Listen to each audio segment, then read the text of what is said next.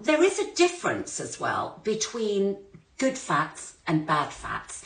And again, I don't really like using those terms because nothing is really bad, but it is important for you to appreciate that there is a difference. Certain fats have even more health benefits. They are anti-inflammatory.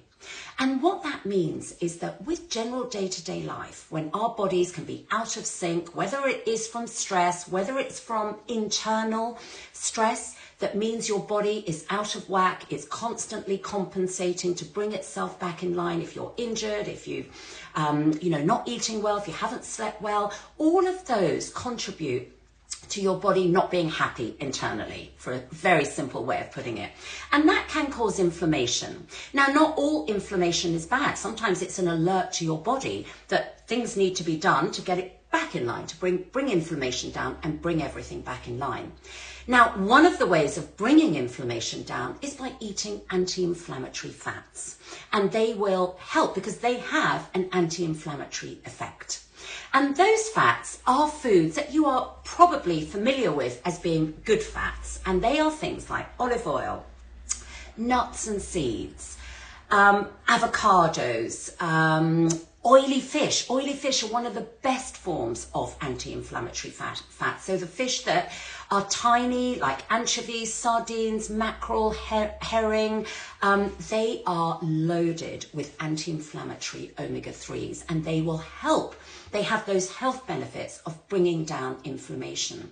So you can see that those fats we don't want to be skimping on, because we want that anti-inflammatory effect so that we can keep the body on an even level, keep it happy, not keep it in an inflamed state where the body's just constantly got to be working really hard to bring it back in line. And you can help it by eating those anti-inflammatory fats.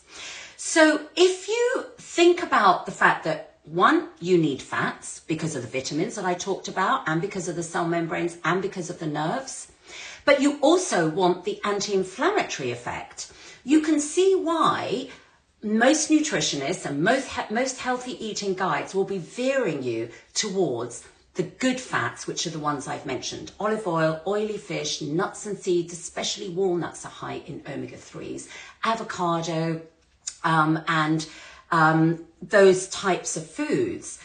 Those, if you eat those, you're getting your fat intake for all the other benefits I mentioned, and you're also getting the anti-inflammatory effect. And they are delicious foods. So who doesn't love having some olive oil sprinkled on drizzled over a salad, over some pasta, over anything, frankly. Avocados, such a lovely food to include on the side in sandwiches and salads. Nuts and seeds, a little sprinkle, or if it's a part of a snack in the afternoon, just a small handful with a piece of fruit. You can see how those foods are really lovely foods to include, and that way you are getting the satiety, so you are feeling full because you've eaten fats, but you're also getting all the health benefits, and because you're eating them, you are feeling fuller and you are less likely to overeat.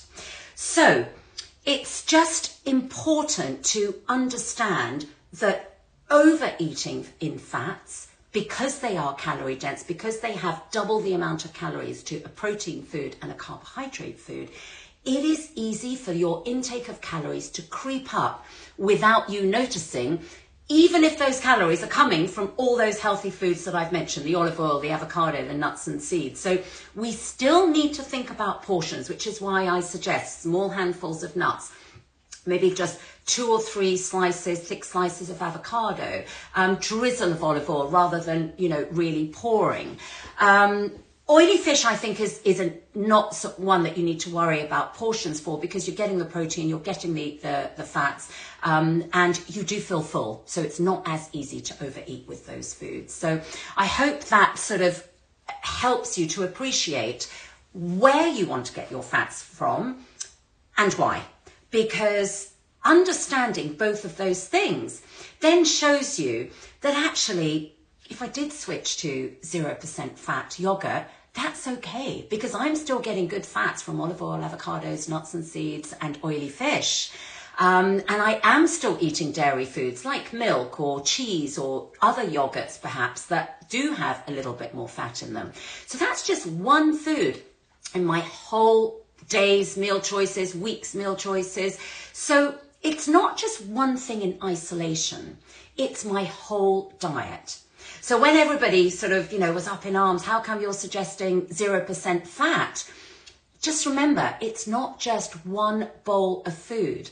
And I actually specifically said the reason was I need to cut back. I've been away. I've been eating far too many things that don't normally come into my repertoire, because that's okay too.